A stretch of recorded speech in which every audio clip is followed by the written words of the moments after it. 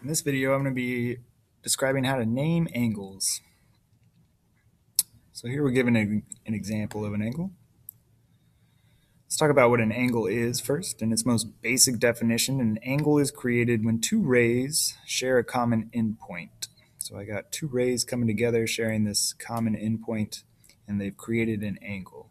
There are other ways to create angles, but this is just the most basic definition. When we name angles, we use a special symbol. It looks just like an angle, and we read it to say angle. When we talk about the pieces of an angle, there are two pieces. There are the sides, and remember that those are rays. So when we name the sides of angles, we're just naming the rays. So we have ray AB and ray AC. The other piece of an angle is this corner right here. It's called a vertex, and other shapes have vertices, which is the plural form of vertex. And it's always just a corner. So we're just talking about the point right there. So that's point A or vertex A. That would be the vertex. So there are the pieces. We got sides and a vertex, two rays coming together sharing that common endpoint called a vertex. We can name this angle actually four different ways here. Because we're given a title or a number right there in between the angle, this does not refer to the angle measurement. It's just provided there so that we can name the angle using it. So one way we can name this angle is to say angle 1 using that angle symbol. Another way we can name it is to use the vertex. As long as I can identify the angle or there's only one angle pictured, I'm allowed to use the vertex to describe the angle or name the angle. So I could say angle A and use that symbol for angle. The other way to do it, which is the more common way, is to use the points on the angle. And it's really easy if you just trace from one end of the angle to the other. So angle BAC is one name for this, or we could go the other way and say angle CAB. Notice that A is the vertex. It's going to be the middle letter in the name if you use the points.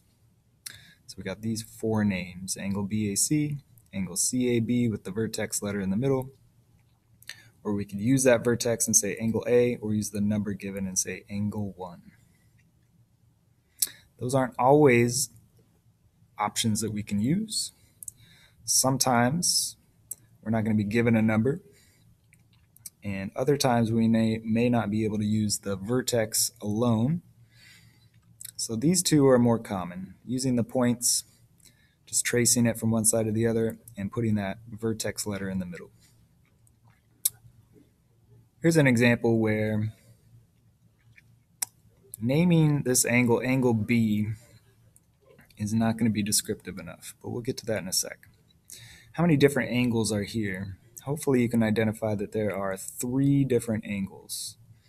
There's this top angle, there's this smaller bottom angle, and together they're kind of creating this outside angle. So there's actually three different angles there. Let's see if we can name them all. Notice that there isn't a number provided, so we can't use that option to name any of these angles. Also, angle B is not descriptive enough. I don't know if I'm talking about the bigger angle or any of the inside angles. So using the vertex, if there's more than one angle happening at once, is not an option. So we got to use the points on the angle.